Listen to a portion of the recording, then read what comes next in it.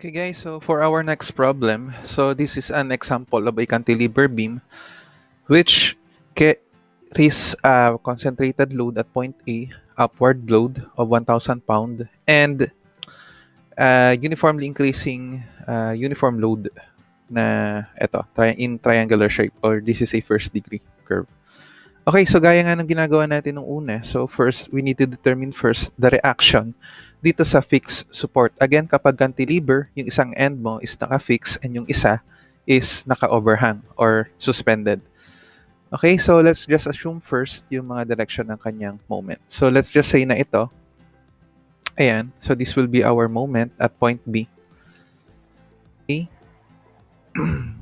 And yung Y component ng reaction or yung reaction in y direction, so pangalanan natin siya as by. So paano ba natin masosolve yan?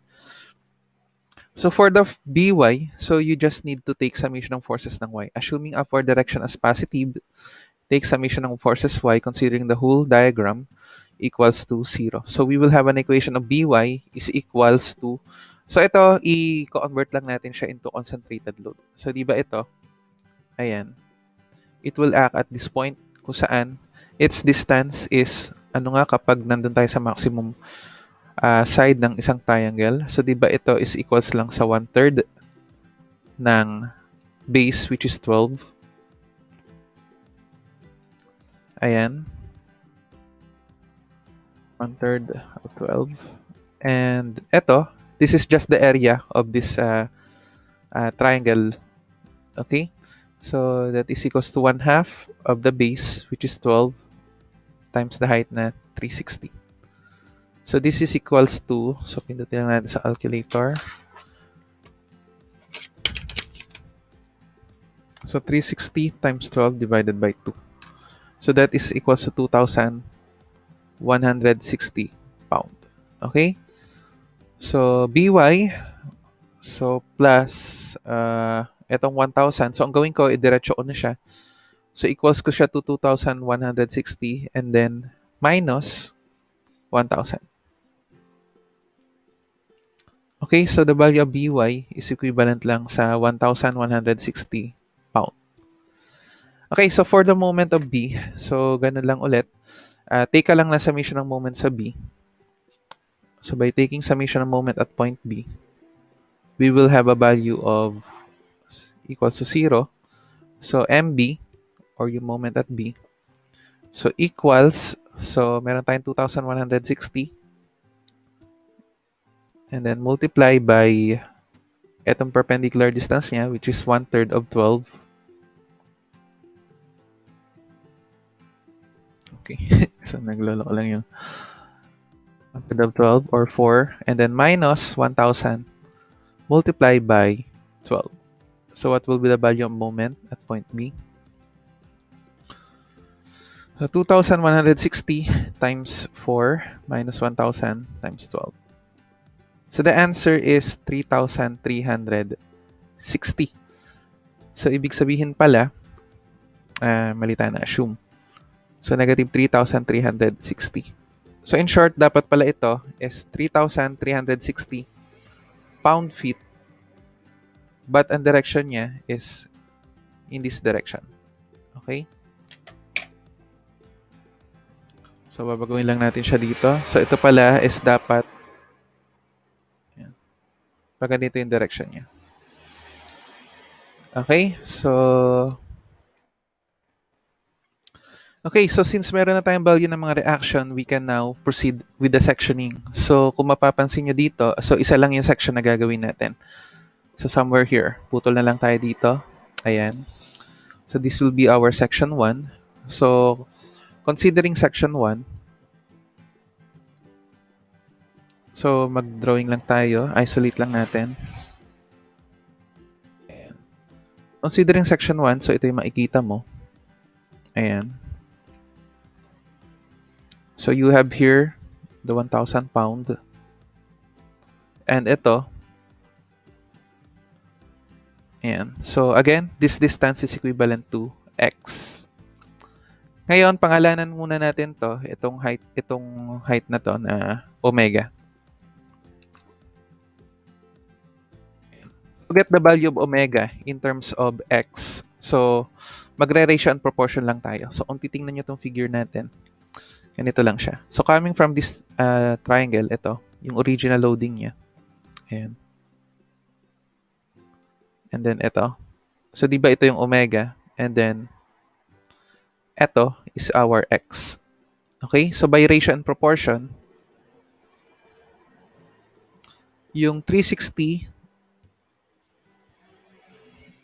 over 12 is equals to omega all over x. So, yung omega mo is just equivalent to, so simplify lang natin yung 360 over 12, or that is equals to 30x. Okay? So, ito palang omega natin is equivalent lang sa 30x. Okay? So, again, if you're going to consider this left side, ang shear natin is pababa. And then, yung moment mo, so that is counterclockwise. So, let's make the equation. So, again, this equation is applicable for the limits of 0 hanggang sa distance na 12 feet. Okay, so unahin natin yung shear equation. So, for the shear, just take summation of forces ng y, assuming downward direction is positive equals to 0. So, we will have the shear, the V, is equals to 1,000. Okay? And then, minus yung area nung, itong triangular load na yan. So, i-multiply mo lang ng area or 1/2 of the base na x times the height na 30x. Ayan na. Meron na tayong equation for the shear. Next will be for the equation of the moment. So, para ay moment, so same lang din ang ginagawa natin before. So, just take summation ng moment do sa section na yun at section 1 equals to 0. So, we will have a moment, m, is equals, so meron kang 1,000 x, and then minus 1/2 of x times the height na 30x. And then multiply. So again, ito will act. Ayan nga. So itong load na to, nung kinonvert natin, ayan yung 1/2 x times 30x. Okay? So, yung distance niya away from here is equivalent lang sa 1/3 ng x. Okay? Centroid lang ng triangle yan. Huwag malilito. So, times 1/3 of x. Okay? So, ayan. So, naka-establish na tayo ng equation. So, may plot na natin yung shear and moment diagram. So, again, ang gawin mo lang, i-project lang natin siya. Pag ganito.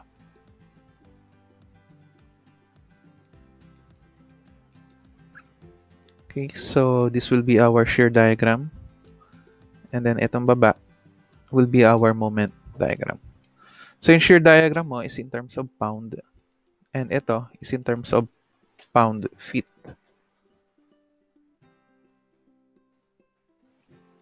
Ayan. Okay? So let's start first with the shear diagram. So at point A, kung mapapansin nyo, ayan, isaksak mo lang to sa equation again. So, input mo lang sa alky yan, 1,000 minus 1 divided by 2 times x times 30x. So, calculate mo, saan mo ng value. So, simula tayo sa distance na 0. Okay? So, magiging positive 1,000 siya. As you can see, tama naman kasi sa point A, meron siyang 1,000 load which is upward. So, tataas tayo dito. So, palitan ko na lang ng kulay. Ayan. So, tataas ka dito ng 1,000. And then, anong sunod? At a distance of 12 na, di ba? So, calculate mo. So, palitan mo lang ng 12. So, magiging negative 1,160. So, this is a first degree curve, yung original loading natin. So, ang sunod na diagram natin will be a second degree curve. Or ito is parabola. Parabola or yung isa. So, again, paano nga malalaman yung shape? So, again, ang value natin is negative 1,160. So, nandito siya sa point na to. So, again, coming from the preceding diagram, tignan mo yung maximum value and tignan mo yung minimum value. So, di ba ito is coming from 0 and ito is 360 pound per feet. So, ibig sabihin, alin yung maximum, alin yung minimum. So, yung minimum mo is yung 0. So, this is horizontal. And itong maximum niya, yung 360. So, ito, pag maximum, patayo. So, pag ganito yung shape niya. Ayan. Okay lang? So, again, this is a value of negative 1,160. And at point B, kung mapapansin nyo, ano sabi sa BY mo? Tataas ka ng 1,160. Kung saan, magsisiro ulit siya. Which is correct naman. So, tama yung na-drawing natin na shear diagram. So, this is a second degree curve. Second degree curve. Okay? So, again, ano nga yung key pointer natin? So, kung nasaan yung zero shear, nandun yung maximum moment. Ayan. So, magdagdag lang tayo dito ng another reference line para ma-plot natin ang ayos si moment diagram. So, paano nga natin malalaman yung distance kung nasaan yung maximum moment? So, again, nandun yung maximum moment mo is located kung saan nag-zero shear ka. Okay? So, coming from this equation, itong equation for shear, so malalaman natin kung saan yung maximum moment.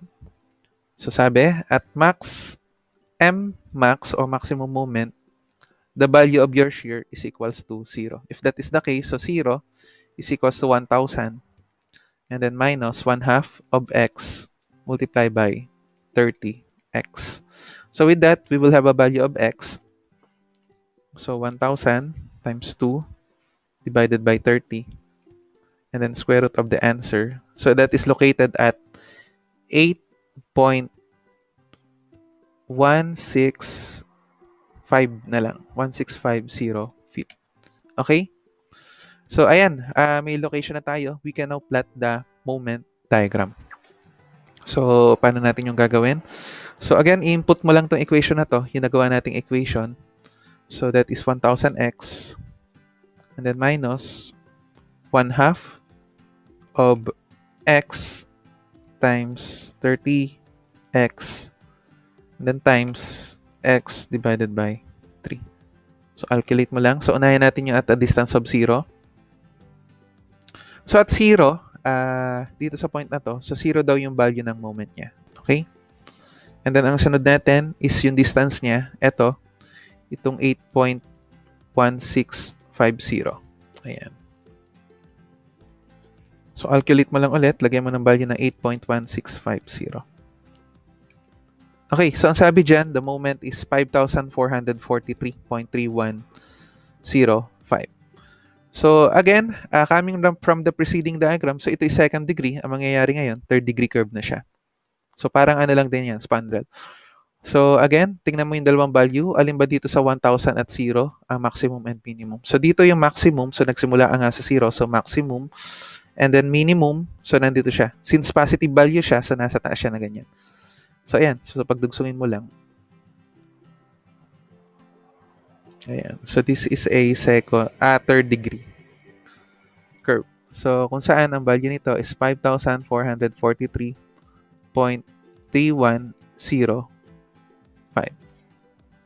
Okay, and then last, so calculate mo ulit. Ngayon, anong distance naman tayo? So, yun sa dulo na. So, at a distance of 12. Okay, so the answer is positive 3,360. Okay? So bababa ka lang ng kaunti. So, ibig sabihin yan. So, ito ulit, pagbasehan mo lang ito huling diagram mo ulit. So, this is the minimum value. And then, ito yung maximum value. Ayan. So, again, this is a third degree curve. Kung saan ang value niya dito is 3,360. Okay? So, kung napansin nyo guys, hindi tayo nag-zero. But, ang sabi doon sa reaction mo, doon sa moment B, meron kang counterclockwise na moment. Again, kapag counterclockwise ka, that will be negative. Okay? So, coming from 3,360, so, mamaminosan siya ng 3,360. Therefore, magsisiro din siya doon sa dulo. Ayan. So, zero ulit siya dyan. Okay? So, this is the shear and moment diagram for this problem na isang cantilever beam carrying a uniformly varying uniform load. So, let's proceed with the next problem.